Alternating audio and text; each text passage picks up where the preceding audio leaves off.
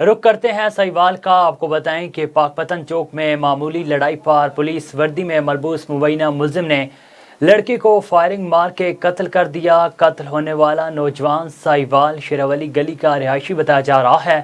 Police एहलकार और मकदूल अख्तर अपनी अपनी मोटरसाइकिल पर आ रहे थे कि रास्ता ना देने पर तल्ख कलामी हुई।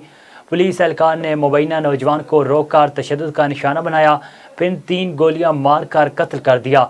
एसएचओ ने कहा कि सीसीटीवी फुटेज निकलवा रहे हैं, फुटेज से पुलिस वाले की शिनाख्त होगी। मकतूल के वरसा ने लाश को पाकपतन चौक में रखकर एहतजाज शुरू कर दिया।